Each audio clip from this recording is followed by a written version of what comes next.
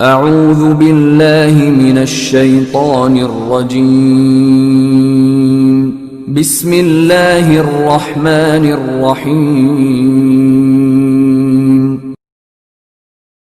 وَلَوْ أَنَّهُمْ آمَنُوا وَاتَّقَوْا لَمَثُوبَةٌ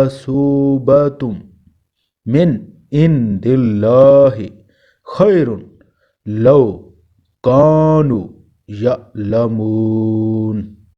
اور اس کے برعکس اگر وہ ایمان اور تقوی اختیار کرتے تو اللہ کے پاس سے ملنے والا ثواب یقیناً کہیں زیادہ بہتر ہوتا۔ کاش کہ ان کو اس بات کا بھی حقیقی علم ہوتا۔ یا ایہا الذین آمنوا لا تقولوا رائنا وقولوا انظرنا واسمعوا وللکافرین عذاب علیم۔ ایمان والو، رسول اللہ صلی اللہ علیہ وآلہ وسلم سے مخاطب ہو کر رائنا نہ کہا کرو اور نہ انظرنا کہہ دیا کرو، اور سنا کرو، اور کافروں کے لیے دردناک عذاب ہے۔ تفسیر۔ مدینہ میں رہنے والے بعض یہودیوں کے ایک شرارت یہ تھی کہ وہ جب حضور اکرم صلی اللہ علیہ وآلہ وسلم سے ملتے تو آج سے کہتے تھے رائنا۔ عربی میں اس کے معنی ہے کہ ہماری رعایت فرمائیے۔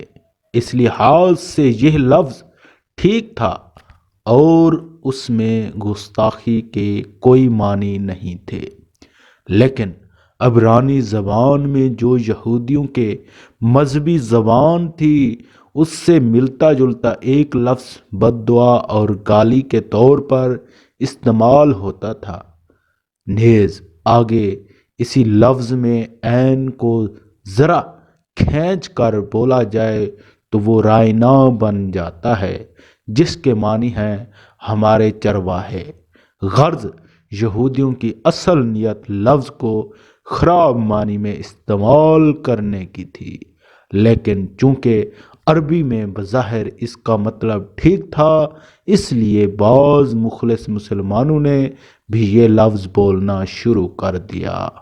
یہودی اس بات سے بڑے خوش ہوتے اور اندر اندر مسلمانوں کا مذاق اڑاتے تھے، اس لیے اس آیت نے مسلمانوں کو اس شرارت پر متنبہ بھی کر دیا، آئندہ اس لفظ کے استعمال پر پابندی بھی لگا دی، اور یہ سبق بھی دے دیا کہ ایسے احتمال ہو یا ان سے کوئی غلط فہمی پیدا ہو سکتی ہو۔